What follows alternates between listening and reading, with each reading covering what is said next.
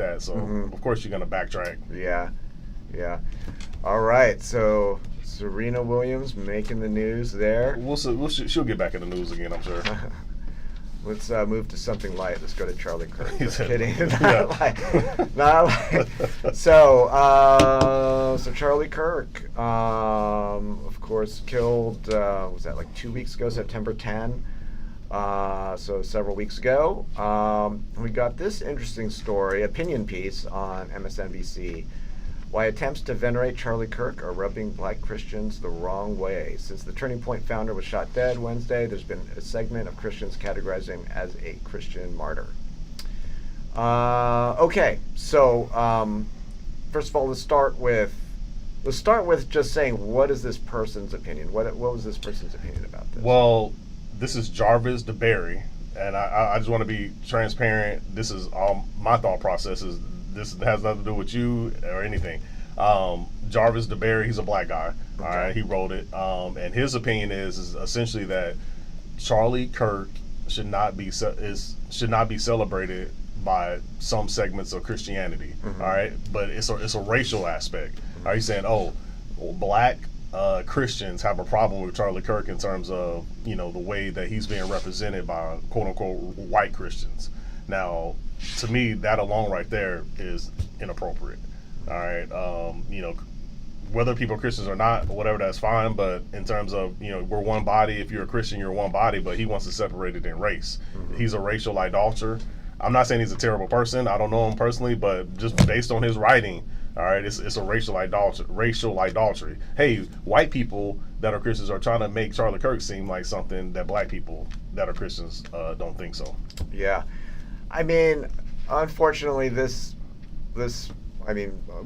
go deeper into his opinion, but everything seems to come down to what people's perceptions of who Charlie Kirk was. And it's funny because everyone seems to have an opinion about him, even though I strongly suspect that most people have actually never watched one of his videos. Correct. And by the way, that pretty much includes me. I knew of him. I've heard people talk about him. I knew he was conservative. I knew about this whole college thing, but he never came up in my feed, and I never went out of my way to find out what he said. And then this thing happens, and suddenly, I'm sure probably a lot of people never bothered watching anything from him, but when he became big in the news, when he died, and then immediately people in my social media feed, first of all, I'm like, so what, you've watched his videos and he's terrible? Like, it's super obvious that what happens is people will read somebody else saying, oh, he's a racist, or whatever bad thing. Now,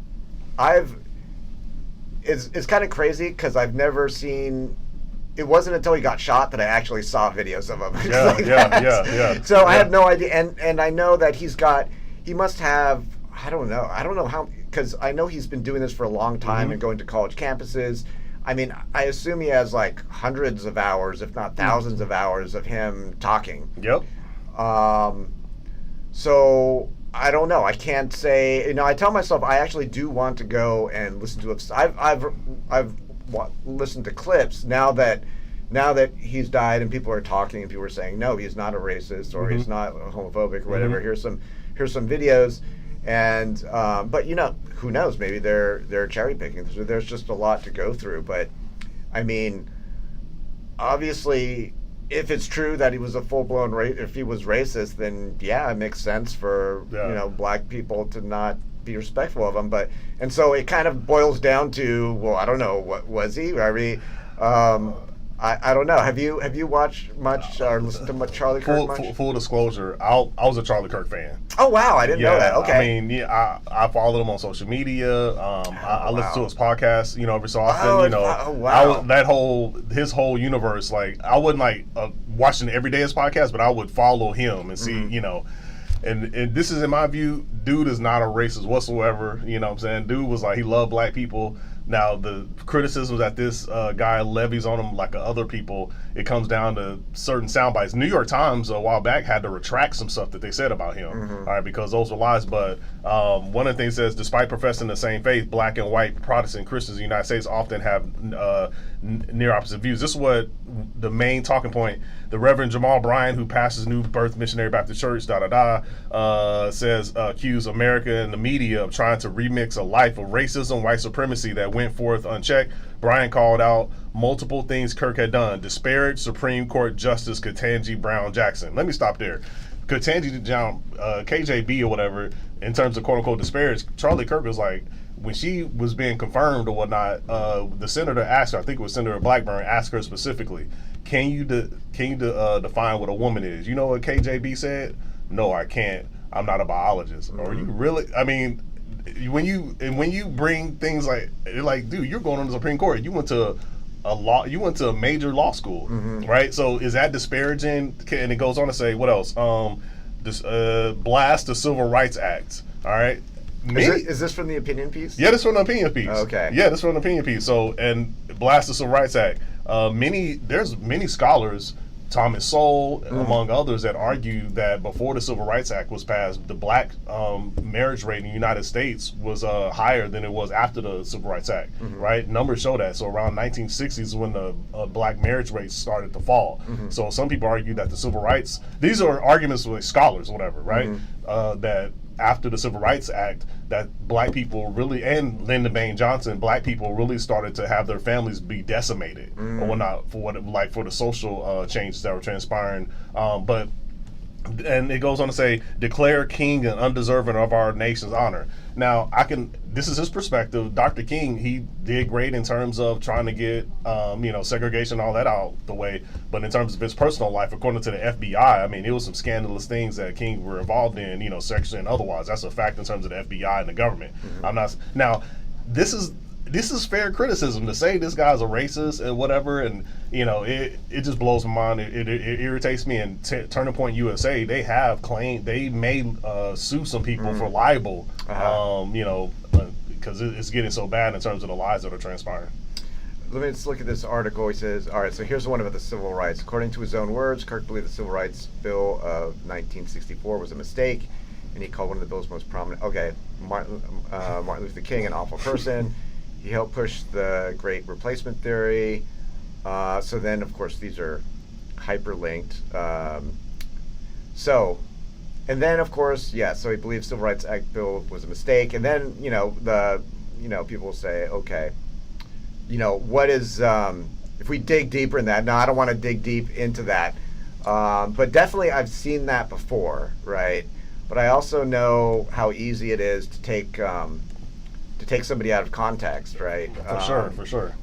And so, gosh, I wish I could remember, because I remember I watched like a more full clip of what he said. I thought it was referring to something like maybe affirmative action or busing or something like that. So actually, I know you talked about DEI and affirmative action, having negative effects and some of those other. I mean, but there's black scholars and commentators that have said that as well, right? It's just it's so easy to just disparage this man just because he's white, right? And it's racial idolatry. Yeah. I mean, I remember, because I am familiar with Thomas Sowell. I read him a long time ago, a prolific economist. He's still alive, like 90. Yeah, he's like 90. He's very old, but I remember I read one of his old books from a long time ago, Race and Culture. I thought was a great book. And this is before I was a graduate student. I was just interested in that sort of stuff, and ultimately, like someone like Thomas Sowell, a black economist, who was definitely against affirmative action. So I could see, Kirk having similar views, but being taken out of context potentially. I mean, you can, if that's the case, you could say the same thing about Thomas Sowell, and I'm sure some of his words can be taken out of context. Yeah. Right. And I don't want to divert, but Thomas Sowell should be get the Medal of Freedom right now. I mean, we need to give this guy his flowers while he's still alive, or whatever. But you see the third paragraph down there. It says Charlie Kirk did not deserve to be assassinated, according to this preacher. And this like clip went viral. This preacher.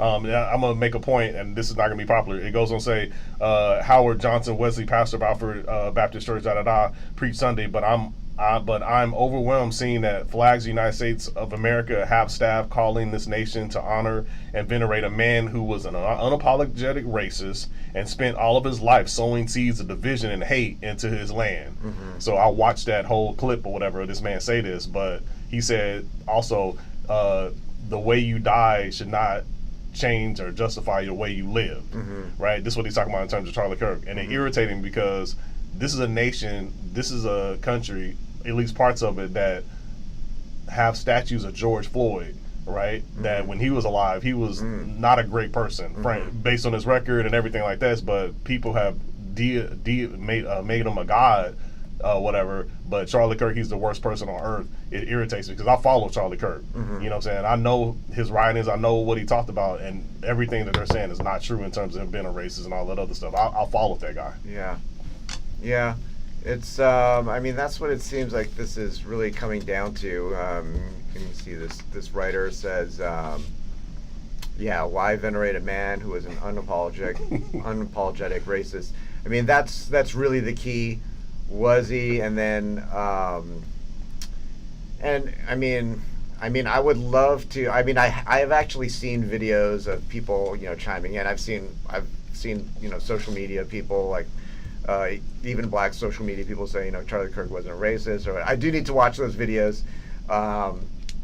But it just, so many people, will get accused of being many things, and it's just really easy to take somebody out of context. It said it's not clear which church Kirk belonged to, or if he belonged to one. He was known to attend Dream City, the Pentecostal congregation. So he lived in Arizona. So I looked up Dream City. They got a lot of locations, but it's interesting that it was a Pentecostal Pentecostal church apparently.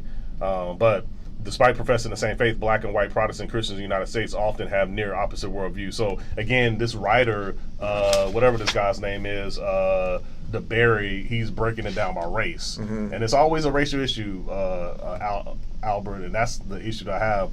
I try to stay away from that racial aspect. And that's why I tell my students, if we really were going to go with King and what he talked about, then we wouldn't be talking about race. We would be talking about people's character. What are they trying to say here? He's like, he was known to attend Dream City, Pentecostal, he goes to Catholic Mass. Like, what was the point of the author in bringing this up?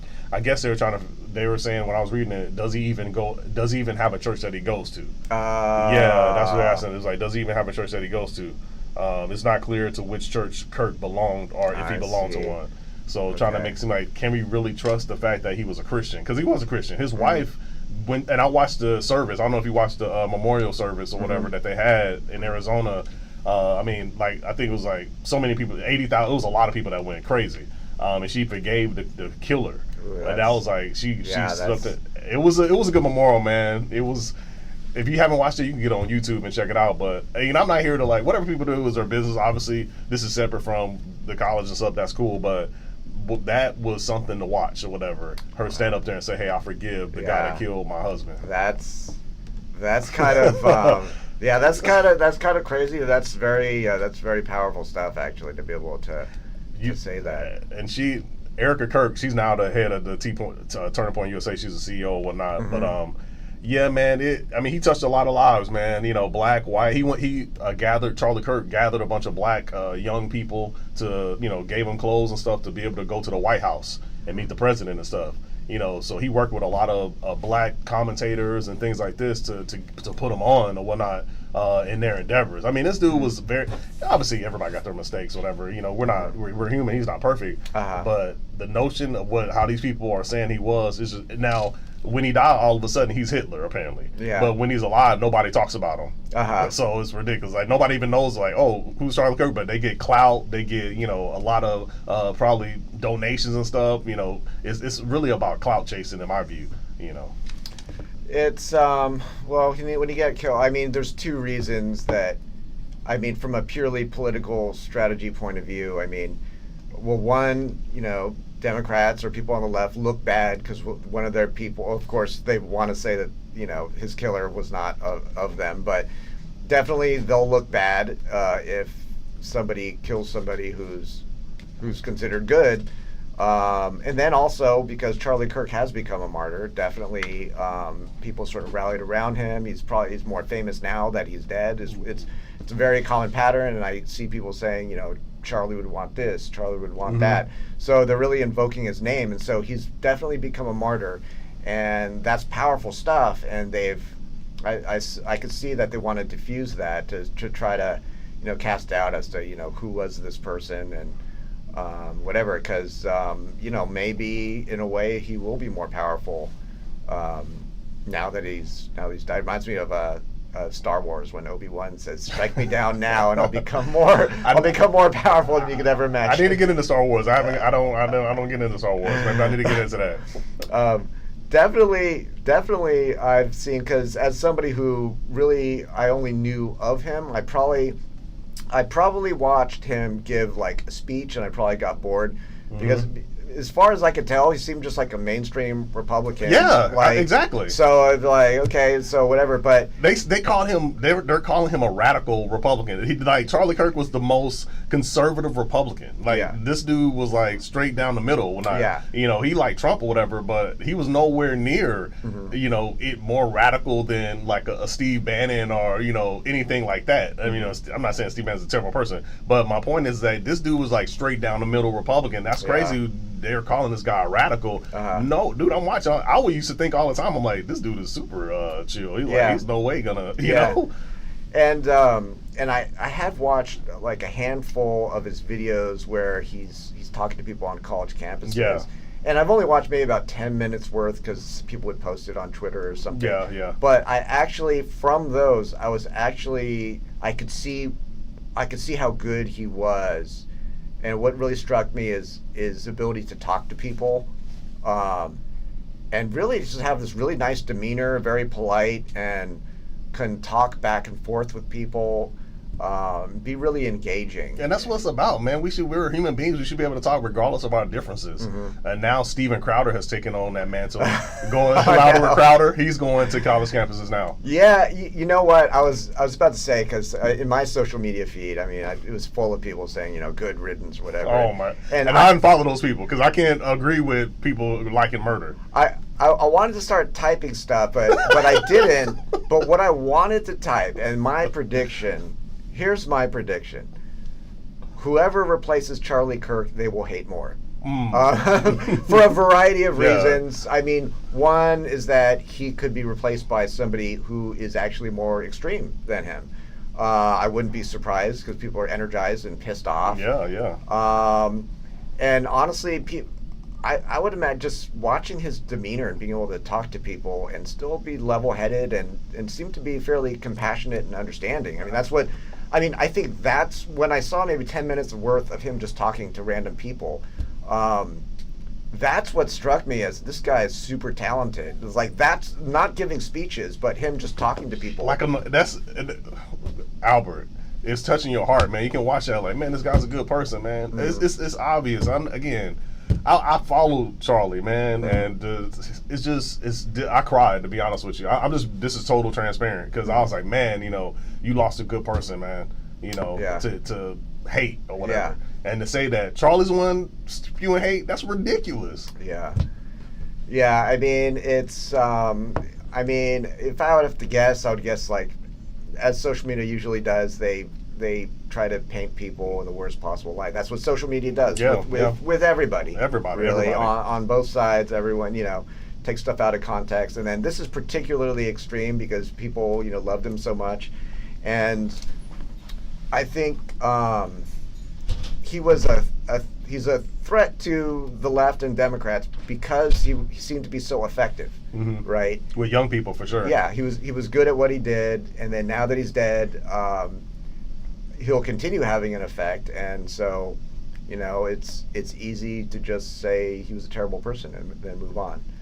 So that's my guess. I haven't watched every second of his videos. That's just my impression of him. I actually probably do want to just every once in a while watch some of his videos and see what they were like. And nobody agrees with anybody 100%. I just want to put that out there. But like I said, I followed the guy. You know, he was a Christian. He loved his family. He loved his country.